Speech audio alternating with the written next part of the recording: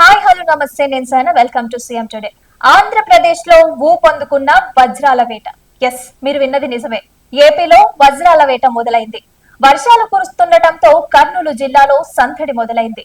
వజ్రాల కోసం తమ అదృష్టాన్ని పరీక్షించుకోవటానికి ఎంతో మంది ఇతర ప్రాంతాల నుంచి కూడా వస్తున్నారు. చిన్న రంగురాళ్లు తమ జీవితాలని మారుస్తాయని వారి నమ్మకం. కేవలం కర్నూలు జిల్లా నుంచే కాకుండా ఇతర ప్రాంతాల నుంచి కూడా వజ్రాలని గాలించేందుకు వస్తున్నారు. అయితే తాజాగా కర్నూలు జిల్లాలో ఓ రైతుకి ఖరీదైన వజ్రం దొరికినట్లుగా తెలుస్తోంది. ఈ విషయం తెలియటంతో వ్యాపారులు రంగంలోకి దిగారు. ఆ వజ్రాన్ని బేరం పెట్టారు. అయితే వ్యాపారులు ఆ వజ్రాన్ని 8 లక్షలకి కొనుగోలు చేస్తామని రైతుకి చెప్పారు. కానీ ఆ రైతు మాత్రం వ్యాపారులకి షాక్ ఇచ్చేలాగా ఆన్సర్ చెప్పాడు.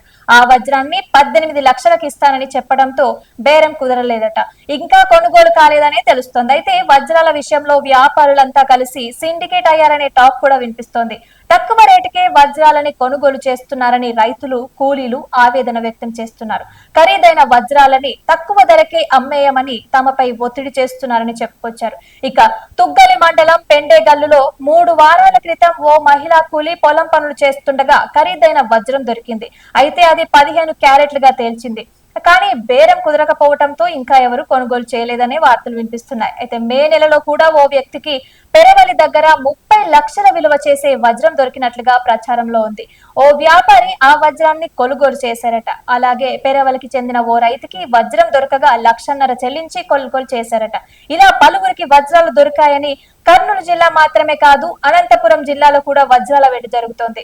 వజ్రకరూరు ప్రాంతంలో వర్షం పడితే తమకి అదృష్టం వస్తుందని అక్కడి ప్రజలు ఎదురు చూస్తున్నారు. వాన పడగానే పిల్లలు, పెద్దలు అందరూ వజ్రాల వేట కోసం గాలిస్తున్నారు. ప్రతి ఏటా వర్షాకాలంలో వజ్రకరూరు మరియు చుట్టుపక్కల ప్రాంతాల ప్రజలు పొలాల్లో వజ్రాల కోసం వెతుకుతున్నారు. అయితే వర్షానికి భూమి లోపల ఉన్న వజ్రాలు బయటపడతాయని వారి నమ్మకం. మొత్తం మీద కర్నూలు, అనంతపురం జిల్లాలో వజ్రాల వేట అయితే కొనసాగుతోంది. ఈసారి వర్షాల తర్వాత వజ్రాల కోసం గాలిస్తున్న వారు తమ పొలాలని కాళ్లతో తొక్కేసి నాశనం చేస్తున్నారని రైతులు ఆవేదన వ్యక్తం చేస్తున్నారు. అందుకే వజ్రాల కోసం తమ పొలాల్లో వెతకొద్దంటూ కొందరు బోర్డులు కూడా ఏర్పాటు చేశారంట.